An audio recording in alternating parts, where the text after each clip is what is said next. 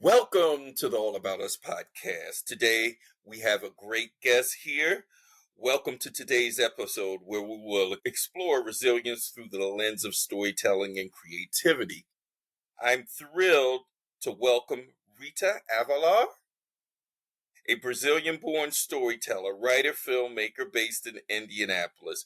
Rita brings over 20 years of experience in branding and content creation. But what makes her story particularly powerful is how she transformed her challenges into art. As a breast cancer survivor and creator of the short film The Fat Lady, Rita knows firsthand about resilience and the power of authentic storytelling. Welcome to the show, Rita. How are you doing today? Thank you, Carl. Thanks so much for inviting me to be part of your podcast.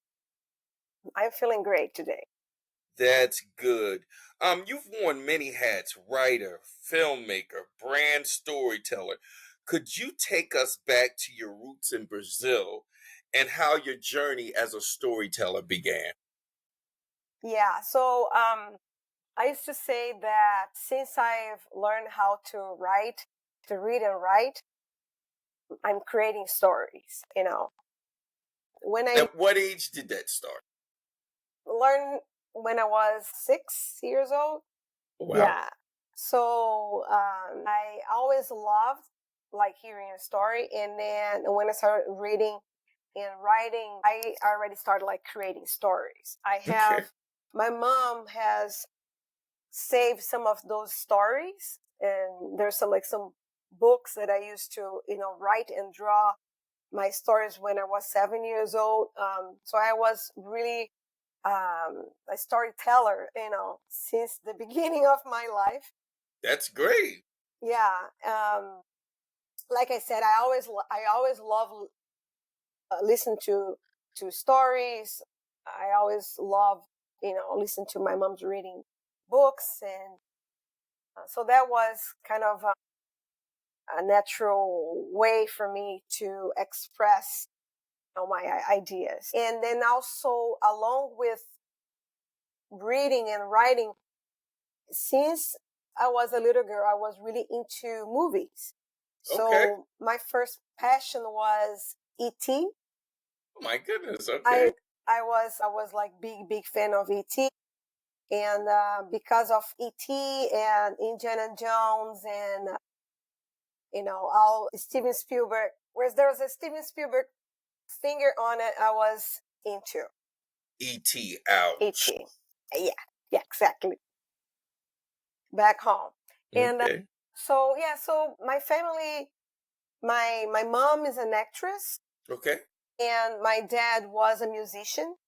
So my whole childhood was into arts and culture and Entertainment. entertainment, and music was part of my life, basically. It's funny how I end up not doing anything related to music. Okay. I don't know how to play any songs. I don't know how to sing. I pretend I know how to sing, but I'm Okay. not. But I still want to do something related to music. Even being like Okay. a DJ Okay. is one of my plans. So for sure, like culture, art is part of my being. Yeah, so it started like that. I always love a good story. Okay. Now, your path led from Brazil to Indianapolis with stops which included San Diego, where you studied creative writing. How has these different cultural experiences shaped your perspective on the world and helped you to develop, that level of resilience that you have that allows you to, overcome many obstacles? So I think that resilience is deeply rooted in ability of adapt yourself. So when you're resilient, you're able to adapt to to adapt to any environment. And being like an immigrant, that means that you're stepping into a culture that is Hmm. not yours, right? It's not Correct. your own culture.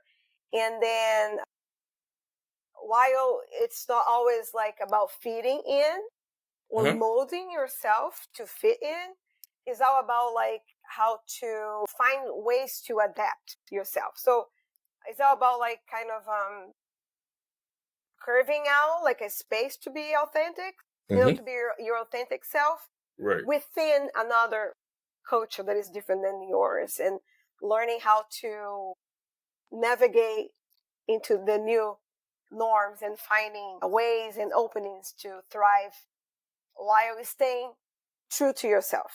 So I think each new culture experience that we have, it teaches you to be flexible, teach you flexibility, creativity, and perceive, when you face a challenge. So um, I think it has to do with that, in be able to adapt and be How, open. how old were you the first time you came to the United States? How was? How old were How you? old? Oh, sorry. I was pretty young. I was 17 years old. And I was an exchange student. Okay. Yeah. And that was like a big difference comparing to where I used to live and where I was raised and where I went first time. Okay, so tell me, let's digress a little bit. Tell me about where you were lived at in Brazil and what was it like? What was the culture like? And what was your childhood? So first of all, I came from a big city. So Okay. that's is a big thing in my life. I came from Rio de Janeiro. Okay. Oh, yeah, and Rio, it has that cool vibe, Right. like kind of a Different. California vibe. But also it is a big city, and I lived for just like a really short time in my life in this really small town when I was like 2 years old. But most part of my life it was just like living in Rio. So the culture was the beach culture, Beach going, culture. yeah, it's like really relaxed environment and not formal, really casual. There's a thing we say in Rio. There's a funny things we do as a carioca. Carioca is people Hmm. who was born in Rio. That we do is like we meet someone and Hmm. we always really nice and say, "Hey, Right. call me later," Yeah, right. but we never call back. So, well, it's kind of strange you said that because I went to Puerto Rico this summer. I'm getting ready to go back to Puerto Rico in less than a month, and I'll be moving to Puerto Rico Nice. early next year, and it's the same thing. Everything's the beach culture, so a Hmm. lot of people go to the beach. Yeah. eating and having something to drink at night. You're either going to the beach or you're going out somewhere to eat and have a drink at night. Yeah. The culture here in the United States is like, okay, work, to you work to go on vacation like 1 or 2 weeks out of the year, and it's like back there in Puerto Rico, it's like almost like people work to be on vacation. Your Yes, life yes. is more casual and more of a Yeah. vacation than it is to work. So you only work as much as you really have to. It's Yeah. more relaxing and laid Yeah. back and everything. And we say that in Rio that we live. I mean, not right now because I don't live there anymore, but we live in a place where you go for vacation. Right. So, but just to let you know, the culture from Rio is completely different than the culture from São Paulo, which is another big city, which is like more kind of a New York. Mhm. And like São Paulo is really linked to work, work, work. In Okay. Rio it has this relaxed vibe. So I was born and raised in Rio, and I still carry that. I'm a workaholic, just to let you know. But I carry that easygoing vibe and relaxed vibe of getting close to the ocean. That's good. Type That's of thing. good. That's good. It's funny because after I got out the military, I spent so much time in the water. So since 1988 up until this year, I really spent no time in the water. And it's like once I got to Puerto Rico, I was in the water every day, whether it was the pool or the ocean. I spent in 10 days in Puerto Rico, I spent more time in the water than I've done in maybe like the last 35 years. So, it's interesting It is. about that. So, what were the major differences that you experienced at 17 coming from Rio to here in the United States? And what city did you land in? Was that San Diego? No, and And that's the thing. I end up going to a city called South Bend, Indiana. Indiana, which is where they have the Notre Dame University. Okay. So it is a small city, but also has like a big College. Oh, and I used to live really close to Notre Dame, so it had that vibe of like a college city. However, it was so tiny comparing to Rio. Correct. And like I said, I had this easygoing life in Rio, but it was a big city. And big city means violent city, buzzes, noise, and then you get street smart, right? Mm-hmm. Because you live in a big city. And then, yeah. So when I was in South Bend, I was like, man, I'm years advanced in like knowing what's going on, and right. It seemed very slow to you. so slow. So that was my first like shocking. Okay. So it was funny because I was coming from a country that during that time was considered the third world country. Right. But Indiana was the fourth world.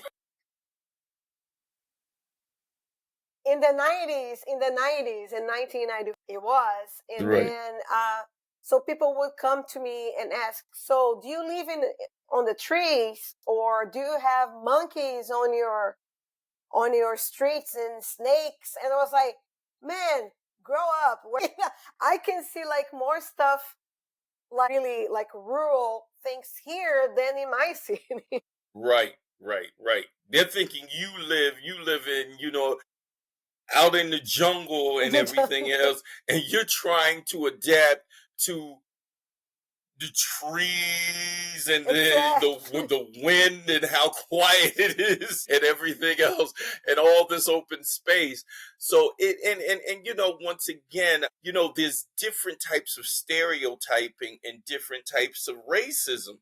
Yeah. And so when a lot of people think about Brazil being based here from the United States, they kind of attach it to the same stigma they would Africa. Yeah, exactly. The same thing. So The it same has thing. that same racial stigmatism Mhm. that they think they're so far advanced than everybody else. When Yeah, in actuality, I mean, yeah, some of the cities overseas just dwarf what we have here. exactly. And it's funny because you mentioned that, because if someone is listening to the podcast and not seeing us, Right, so I'm really white right, and blonde and right. have gray eyes, and so here in the US, especially when I was 17, they were like, "Where are you from?" Because you have an accent, and I was like, "I'm from Brazil." Brazil? How? And I was like, and so, well, if you learn about Brazil history, we are like one of the countries that have like a lot of mix. Correct, We're really mixed.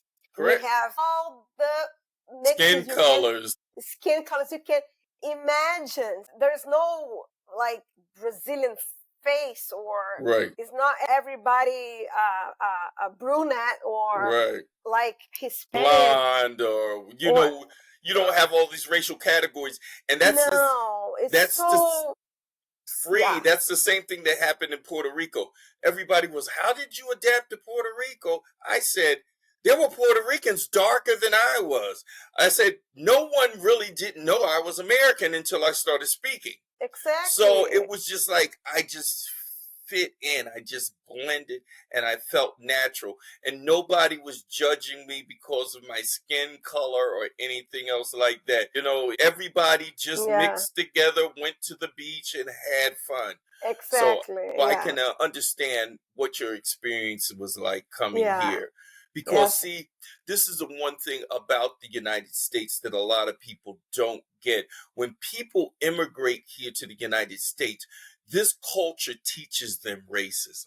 This yeah, culture teaches them classism. They want you to believe, oh, you're light skinned, you're very light skinned, fair skinned, you have blonde hair, so you're better than the other people who are yeah, darker. yeah, And yeah, that's what they try to teach and try to instill in you. And it's yeah, wrong. It's very yeah. wrong. And also to put you in boxes and separate things. Like, I was really shocked when I came here, and I was going to tell you something. When I came here as an exchange student, it was my second time in US, but the difference within like a month, because 1 month before I moved to be as an exchange student, I went to Disney World. So I went to Orlando and all the parks. So for me, when I went to Orlando and all the parks and all Miami and all these, so for me that was a like, wow, this is United States. And then when I went to as an exchange student to South Bend, then I was like, whoo, You're right. Culture shock. culture shock. But when I went to as an exchange student, I have to fill out a bunch of forms, and one of the forms was to like, what is your race, and what is your, like a bunch of, and it was like I never had to, Ethnicity. Yeah. yeah, I was like I never had to answer that. I was like, this is weird, and I couldn't, and I any Any possibility, category. no, I couldn't. Because you weren't raised with that mentality. Yeah, and I was like, this is so weird. So yeah, so I understand what you're saying. Yeah. There's differences. So you went to South Bend and you studied creative writing, correct? South Bend, I was an exchange student, just So, regular high school. school, okay. Creative writing was much later. It was in 2013. Okay, so Yeah. you went to South Bend as an exchange student while you were still in high school. Hmm. Okay, so how long were you here in the United States as an exchange student? Just for 1 year. 1 year, 1 year. So then you went back to Brazil and your party life. My party life. Okay. And so then, when was your next excursion back here to the United States? Later on, like almost 20 years later. Wow. Yeah. So what triggered that? Well, that is a long story, which I'm not going to tell you today. Okay. One day I tell, because it's a Okay. long, long story. Okay. But that long story, it ended up for me deciding to study creative writing Mm-hmm. in San Diego. Okay. And What college? the University of San Diego. San Diego State? Yes. San Diego State No. University. No, it was the University of San Diego. Oh, there's another college called Yeah. University of San Diego. Okay. It's a UCSD, I think. Yeah, UCSD. University of California, San Diego State. That's where I went to UCSD up in La Jolla. In La Jolla. Yeah, exactly. I did a year up at UCSD in La Jolla, and then I transferred to UCLA. So we are alum buddies then. Yes. We came from the same school system, Exactly. the UC system. Okay, buddy. Okay, that's great. That's great. So you did how many years? Because see, I did 5 years. It took me 5 years to graduate. I was in a biochemistry, so it took me 5 years. How many years did it take you to graduate? No, that I graduated in another thing. I graduated in Brazil. Okay. I went to, like, it's interesting. I went to another route. Okay. I graduated as a fashion designer. Yeah, but during the time I was studying fashion design back in Brazil, I was already like writing about fashion. So I did a bunch of internships in fashion design, in fashion journalism, and I was always writing. And then my first job as in the fashion industry, I ended up going to fashion marketing and fashion writing, and I was all into that. And then later on, I ended up opening my content agency, which we used to work with fashion industry. So we used to create content for blogs. It was like the blogging time. And then a little bit later, I started doing social media for fashion industry.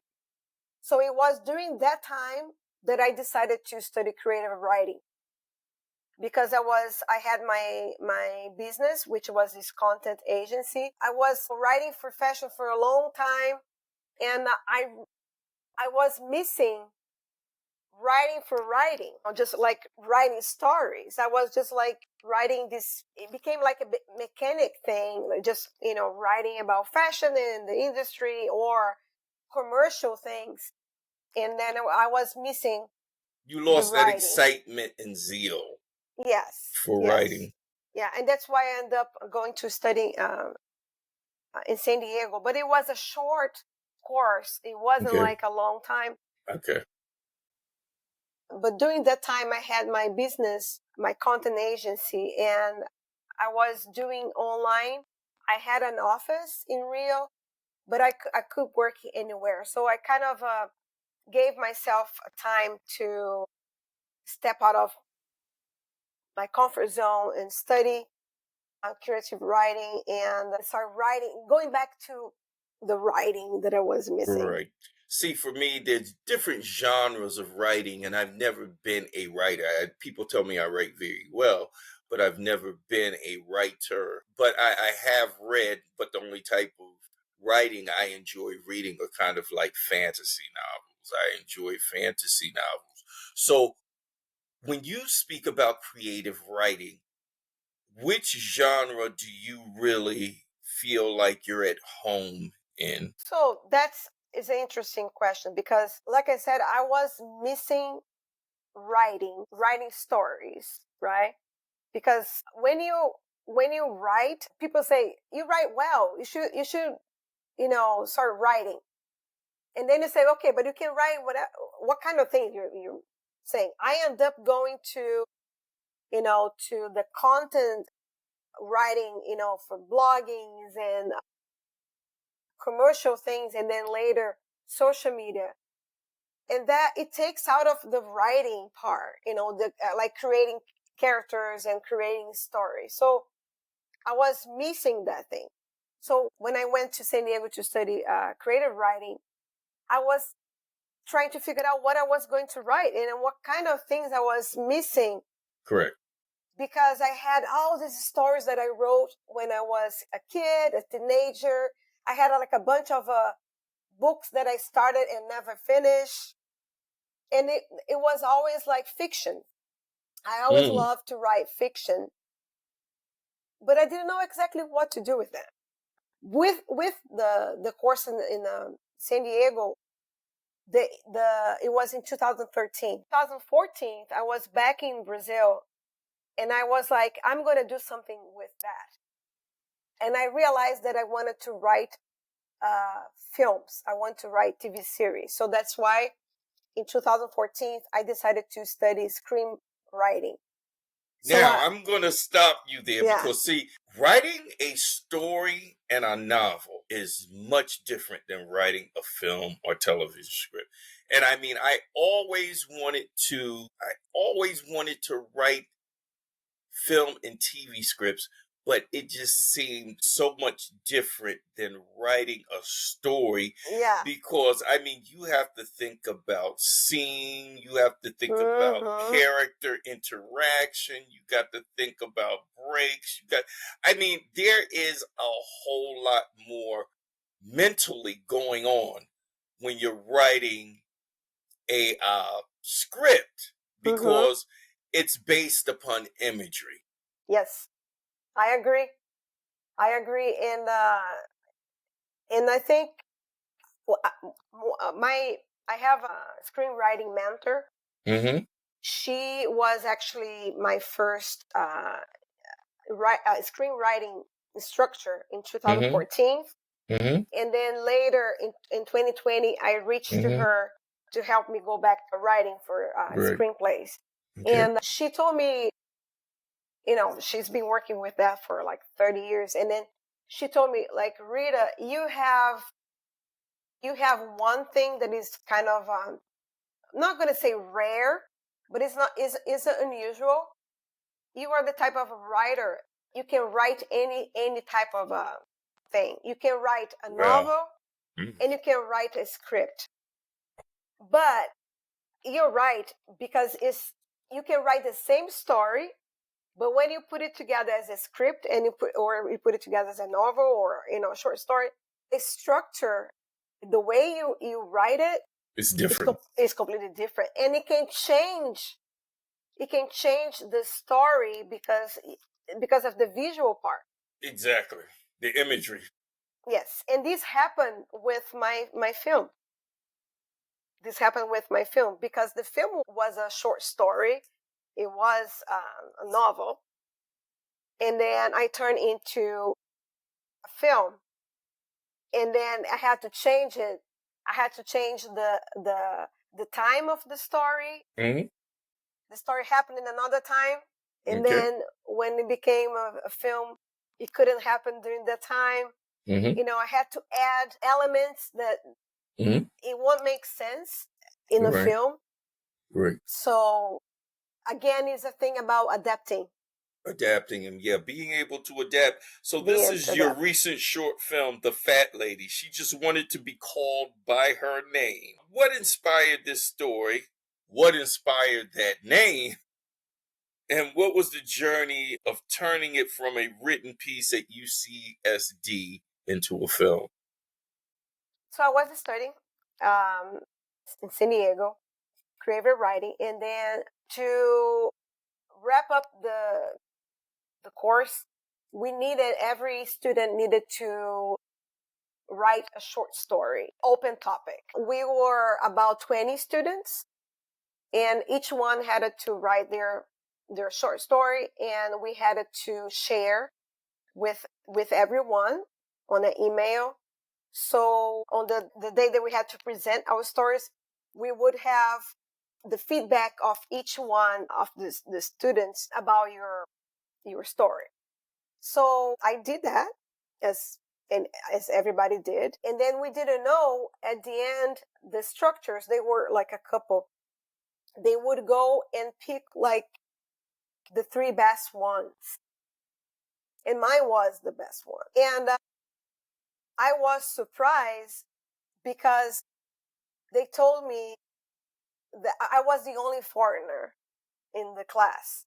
And they told me I wrote the most American story ever.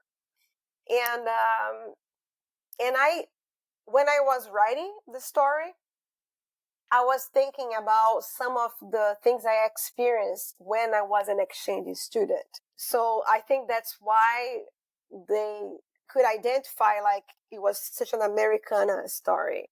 Well, that's strange to me because my assistant, Jenny Lynn, she's from the Philippines. When we're speaking, you can definitely tell that she's from the Philippines. And it seems like she doesn't have, like an extraordinary grasp of English. Boy, oh boy, when she writes, she just blows you away. I mean, there's no way for you to tell that this woman is from the Philippines. I mean, she's an extraordinary writer. So I can embrace and understand what you're saying because you may speak and you communicate one way, but when you write, you have a totally different expressional voice. Yeah, exactly. So your writing can express itself in a totally different manner than what you're able to speak. And I never really experienced that until I hired this woman in the Philippines to handle all my script writing and everything else. And initially, when I was introduced to her by this firm, I was like, I don't think this is going to work. I don't think this is going to work because how are we going to communicate? Yeah. But her writing is just extraordinary. Yeah. So this it was very interesting. But how did you get the name though? The name. So the name is extremely important for the whole story. And when I turn into a film, it's like even more important. I had some of producers saying maybe we should change the name of the movie, and it could be aggressive, it could be, but I said, but that's the purpose, because it makes sense for the story. Without the name, the story wouldn't make any sense, and especially because of the ending. Okay. Which I cannot tell, of course. All right. Okay. But yeah, so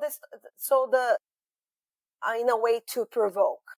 The story is about provoking the society, because the story is about how we look at other people, our neighbors, and we judge them without knowing them. Okay. Now let me ask you a question. Is this book currently published for sale? You mean the film or the story? The film and the story. No, the film is being edited at this moment right now. Okay. Yeah. Well, we're going to have to bring you back after it's finished. What about it? Has it ever been offered in written form? No, I wrote the story, and I wanted to turn into a short film since the beginning. Okay. In 2013, it took me almost 10 years. Actually, it took me 11 years to make it happen. Well, once again, a lot of people don't realize when you are going into the film industry, and especially if you're doing a film independent, it still costs quite a bit of money. Oh, yeah. It's a very, very expensive undertaking. I have a friend right now who's been struggling to get a documentary done for years now. Yeah, and so it's a very expensive undertaking. Yeah. And I had some setbacks during the process. Yes. As someone who helps others tell their stories, what have you discovered about the relationship between storytelling and healing? Man, storytelling and healing, they're completely connected. Just think about therapy. When you go to a therapy, you talk more than you listen to the therapist. Sometimes the therapist even doesn't say a word. because the therapy session is a safe place that you can talk. And then when you talk, you end up hearing yourself.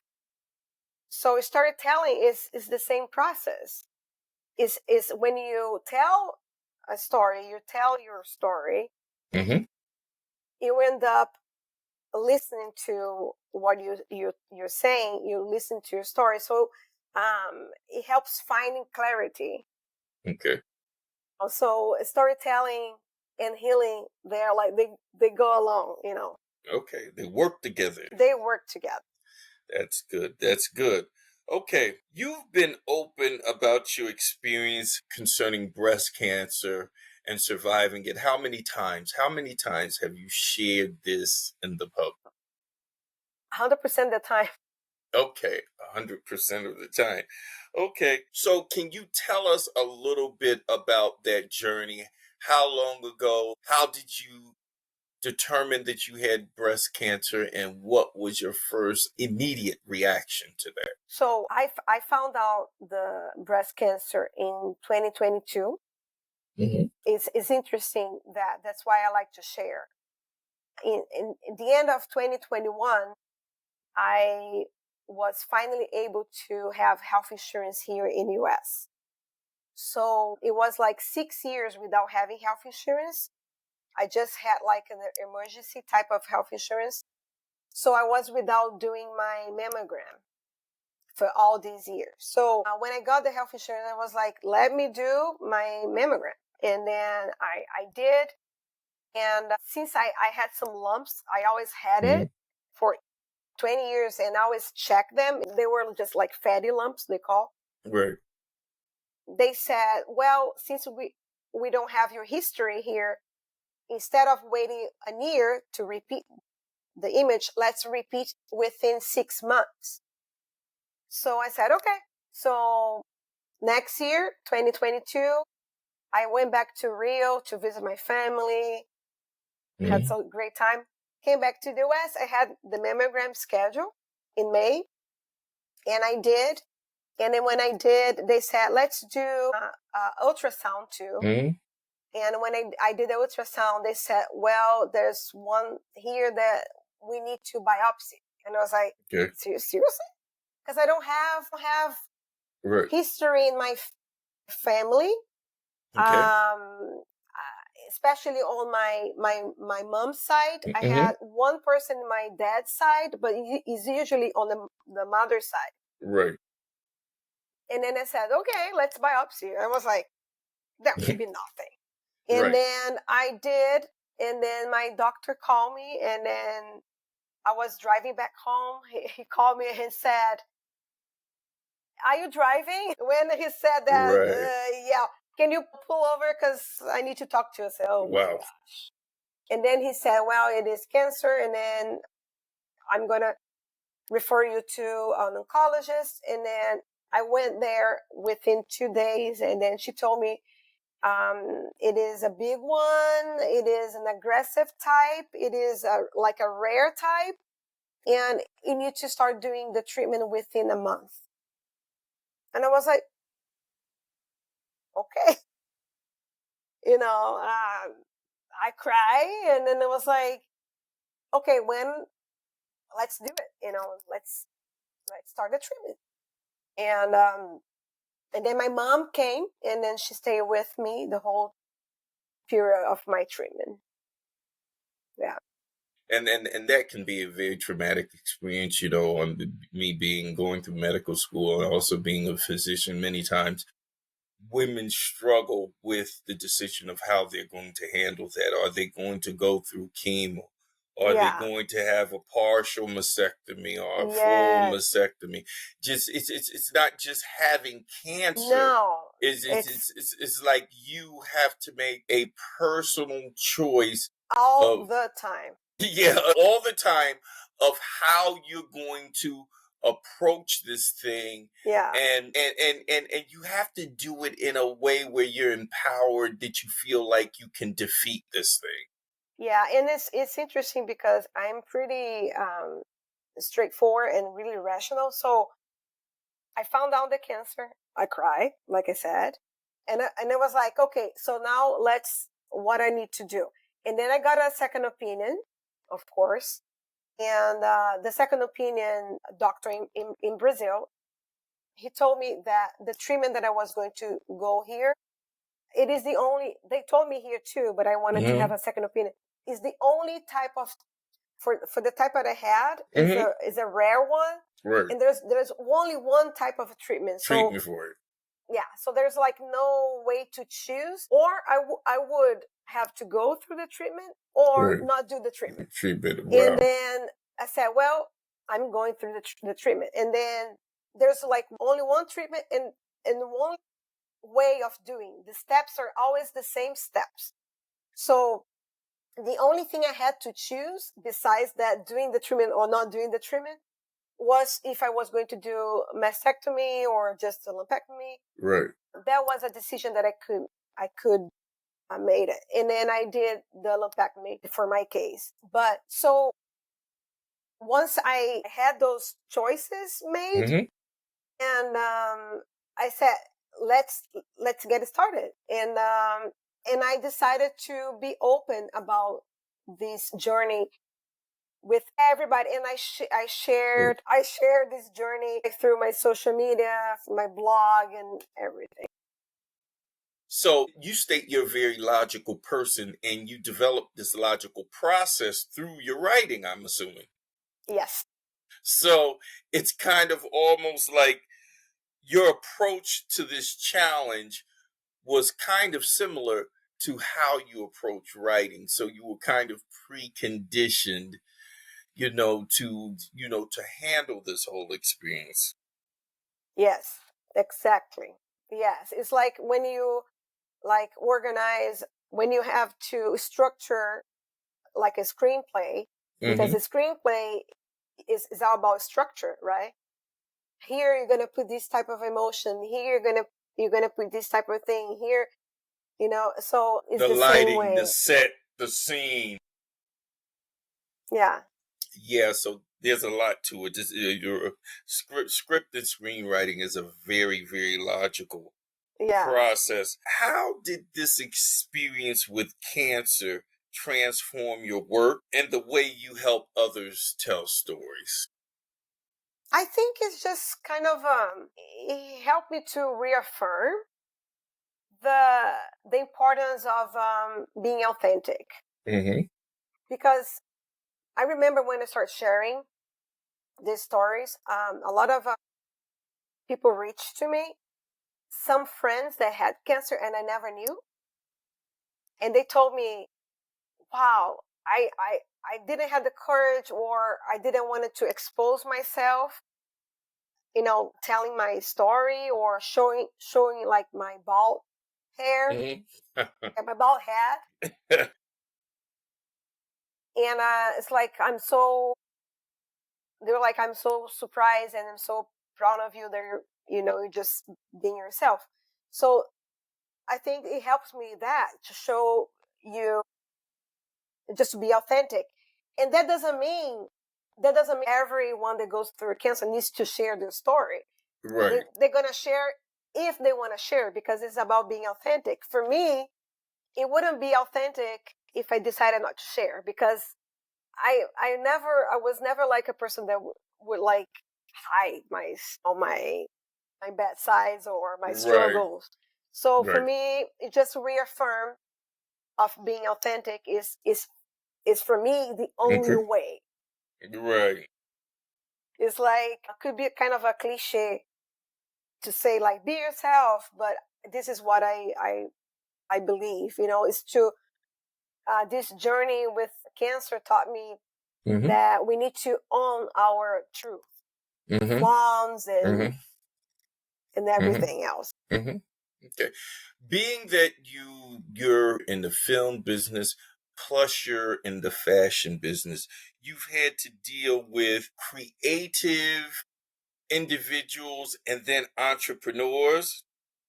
What's the common barrier you see people facing when trying to embrace others with authentic stories from different cultures? Again, we go back to the same thing. It's, I think, the biggest barrier is the fear of being yourself, to, like we say in Brazil, of affording to be yourself.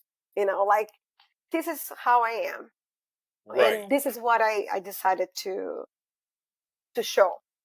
So I think many people worry about, like, whether their authentic story will be accepted, because if they will be accepted, Mm-hmm. or whether it will align with their professional demands. Mm-hmm. I know it's so, like, scary, to put your real self, out there, especially when you think it's not going to resonate with your work or Right. pay the bills. Right. But I think there's no other way. That's the only path. But see, that's the one thing about the entertainment industry. It seems like whenever you want to create something, there's always someone who's trying to tell you how to change it, what might make it better, how you could present it to impact a broader audience. And so, I mean, a lot of people, they just don't have that stubbornness and that desire to be authentic, to say, no, no, no, this is the way I wrote it. This is the way it has to be presented. Yeah, that's a good thing. That's I'm sorry, cutting you, but That's good. that reminds me the situation with the title of my film. Mm-hmm. I had, like, people say, don't use that. I say, no, but I want it because it makes sense, for the story. It makes sense for what I'm trying to tell. Change it, it would change, what I wanted to share, how I wanted to be authentic. So yeah. Well, and I think so too. A lot of that is because a lot of the individuals in the creative industry and entrepreneurs, they have to put up this fake imagery. So, Hmm. they're much different at home than they are at work. And so when you have to put on a costume to go to work every day, and then you come home and you're this person, well, which one are you?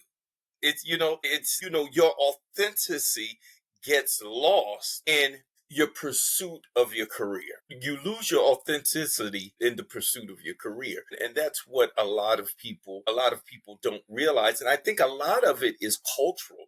I think you find that more here in the United States and maybe in England than you do in other places, that people feel like you have to fit inside of this particular box. Yeah. Everything has to fit inside of this nice little box or inside of this nice little circle in order for society to accept Yeah, I agree. it. Okay. How do you help people find the courage to share their vulnerable stories? I think courage comes in two ways. I think first is by understanding that sharing your verbal story can make a difference in someone's life, can help someone, like, if someone, like, with dealing with breast cancer, and I'm telling that because it happened with me, You're like, right. people that found out that breast cancer after me, and they saw my post and, read my blog post. They're like, oh my gosh, I can be myself. I don't need to, like, wear a wig, to cover, or, to express how I'm feeling. She helped me somehow. So I think that's the first thing, like, is when you share your story, you can help someone else. And I think the second thing is by realizing that when you open yourself, you're open yourself for your own healing. Because when you're vulnerable, it's such a powerful thing, because it helps to connect us and remind us that we're not alone, because there's other people with similar stories or going to similar situations. Well, I'm going to ask this question anyways. I think I already know the answer, but as someone deeply immersed in both creativity and marketing, how do you balance authenticity with your professional demands? Yeah, I think you Yeah, know the answer. answer. Yeah, I and but I know that at the end we need to pay the bills, you know. So sometimes you take jobs that don't align with your soul, Right, you know, but the closer you can get, you know, to embracing your authentic self and sharing that with the world, the more you attract the right tribe, right, you know, exactly. the minded people. But sometimes you just have to, you Right, know, right. do what you have to do to pay the bills. But Bills, right. yeah, but I think it comes, of course, it comes with the experience in life. It comes with with Okay. What advice would you give to creative people who are struggling to maintain their artistic vision during difficult times? I'm gonna sound that I'm repeating, right? But it's the same thing, man. Stay true to your vision, even in the small ways, you know, because difficult times can sometimes pull you away from your art, from you Hmm. know, from what you like doing. But those moments of creativity, even if brief, will ground you, you know. So just like keep showing up, you know, for your passion and trust that if you stay authentic, you will attract the support and the opportunities that you're looking for, that you need. Okay, let's do some rapid quickfire questions. Oh my gosh. What's your go-to creative outlet when facing challenges? I like to, that's a good one. I like to go to like an art exhibition. When I need to, I'm facing challenges, I'm having some blocks of writing and stuff. I like to go and see art. That makes me, that helps me. Okay, which Brazilian saying about resilience resonates with you? There's a Brazilian saying that I have to. I found out the translation in English that makes sense. So I have it in front of me here, so I'm gonna Hmm. read it to you. So Okay. it's something like water dripping day by day wears the hardest rock away. And So there, persistence overcomes everything, basically. yes. Okay. What's the most surprising thing you've learned about yourself through filmmaking? Filmmaking is very interesting. The most important thing is about community. Okay. It's incredible. You don't do a film by yourself. You just don't do it. You Yeah. need people. You need to Yeah. have a community. Yeah. So you have to have a target audience when you're doing a film. Yeah. Yeah. Yeah. Okay. How do you know when a story needs to be told? I think all the stories should be told.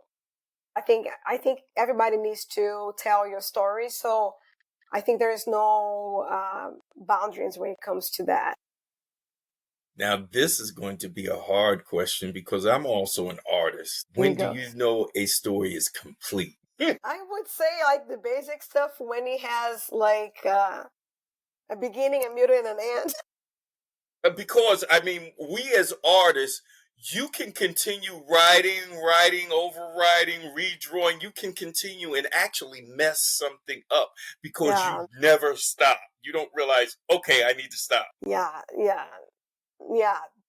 But like I said, for me, I have this. I think maybe that's the reason that my mentor told me that I can write anything is because I have this rational mind. So for me, there's a moment like get over, just you're done.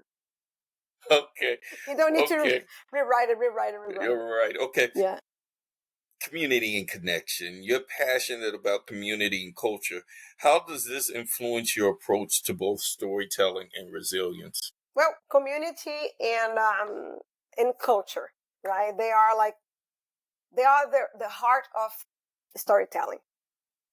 So because they teach us a value diversity, you know, connection, and learn from on one another. Well, So see, and I think that's mhm, what a lot of us forget when we're in a trying time. your strength actually comes from your culture. Mm-hmm.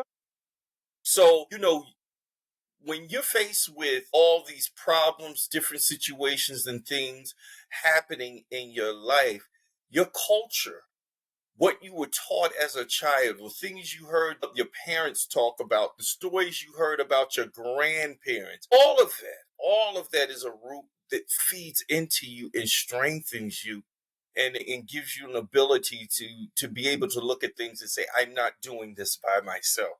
I have some history Yeah. behind me. Yep.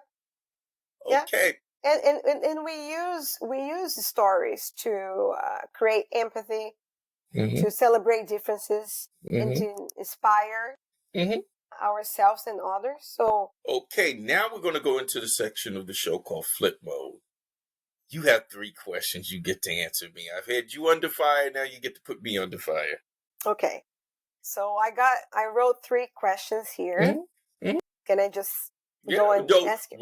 ask one at a time. I'll answer them. Okay, I have those written here. So, Okay. what inspired you to start this podcast, and how has your journey shaped the way you approach storytelling or amplify voices from different perspectives? I really developed this podcast as an extension of my nonprofit. And my nonprofit, we're going through a lot of cultural upheaval everywhere. And you have nonprofit agencies that seem to reach out to one culture or another culture or one people or this area or that area. And I wanted a nonprofit that reached out and touched all people, all cultures, all religions, no matter where you were at in the world, no matter what your story is. I wanted this nonprofit to be able to reach out, unite, and build and help transform you. And so this podcast is an extension of my nonprofit, my way to reach out to different people, different cultures, share their experiences with the world while empowering them Mm-hmm. also. So we both grow together. Okay. Um, Second question. So, what's one of the most impactful stories you've heard on the show? And what about it resonated with you or your audience the most? Wow. Well, I haven't had a lot of shows, but I think the most impactful show I've had so far, just prior to you, my sister, she was dealing with PTSD, and came very close several times to killing herself. I Wow. mean, hearing voices telling her to kill herself, sometimes Mm. while she was driving. Wow. And so to see her move from that to the type of outgoing person she is and trying to change other people's lives, who are dealing with depression. I mean, that was pretty impactful for me to hear her story. It's a strong story, but then it's even stronger hearing something like that coming from your baby sister. Yeah. Yeah. So, and then the last one, as someone who shares stories from a wide range of backgrounds, how do you balance highlighting the personal struggles of your guests while keeping the conversation uplifting and inspiring? Well, I think that's energy. I think that's energy. I mean, I think people feed off of your energy. And that's why we spent a little bit of time talking and communicating before we got into this show, because you have to create that energy, you have to create that authenticity. I have to feel your vibe and your energy, and I have to sample that vibe and energy and process it, and then send my vibe and energy out to you for you to process it, so that it becomes like a very, very genuine experience. I don't think anybody will listen to this podcast and feel like it is scripted, because there's genuine energy. And so I think that is the most important component of me. And I've heard this also. A lot of people say, I like how you connect with your guest. Yeah, that's And, and, true. and that's very important for me, to be able to connect with you. And that's difficult for me because I'm a nonconformist. I'm really a loner. So for me to actually get out and do this, I mean, there are different parts of myself, but this is a part of myself that I just normally don't tap into. I'm not an outgoing person. I'm not trying to speak to everybody on the street. I don't want everybody speaking to me. I'm not a salesman. So this is very much, this is very much, an extension of myself, but it's an extension of myself that's very much me, and I enjoy it, and I can do it in this manner. Like that. Okay, before we wrap up, tell us about what's next for you and where our listeners will be able to find your short story after it's done. Well, your So movie. It's a movie, not a short yeah, story. yeah, it is a short film, but I say it is a short film, but a long short film because Okay. it's 25 minutes, so it's a long short film. So we are on the editing Mm-hmm. process. Was supposed to be done a little bit earlier, but I had an accident happening Okay. with my husband Okay. a month ago, and kind of stop a little bit, pause a little Okay. bit. But So when do you project it to be finished? I hope the next month is going to be finished. The idea, the main goal for this short film is to be sent to film festivals Okay. around the world. Okay. For some specific ones, but I'm going to do a premiere here too, Mm-hmm. because these short films. Where is here? Indianapolis Okay. area. Okay. Okay. So this film, we had more than 50 actors and extras.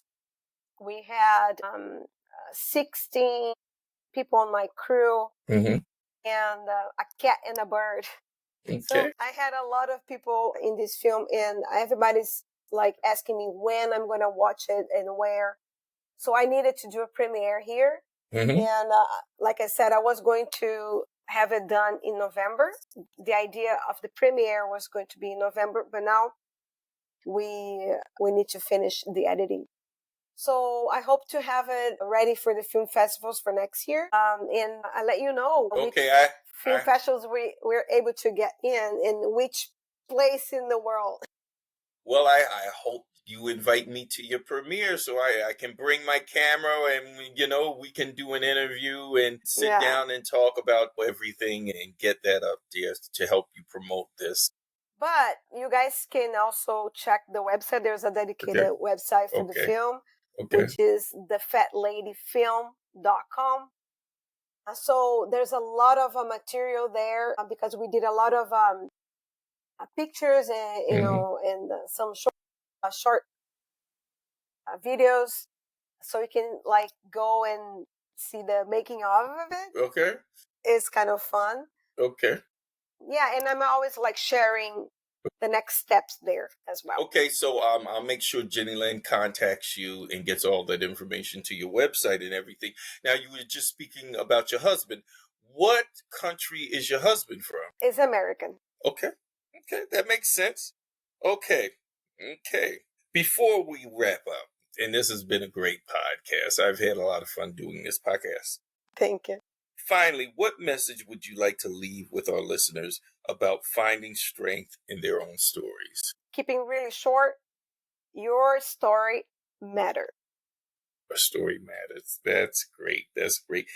Thank you, Rita, for sharing your journey and wisdom with us today. Our listeners are truly going to be blessed by what you've shared today. I think it's an impactful story, but I think it's also transforming because we all go through struggles and, there's just so much going on in the world today. It's easy to give up and to lose hope. But, through our cultural diversity, our cultures and our strength, and using that as our root, we can use that to help propel us via persistence, that dripping water that dissolves any rock to allow us to overcome. So I thank you for allowing us to be a part of, your challenges and your success and where you're headed. So I just thank you for being such a great guest. Thank you. Thank you. Everyone, this is the end of the show. We'll see you next time on the All About Us podcast.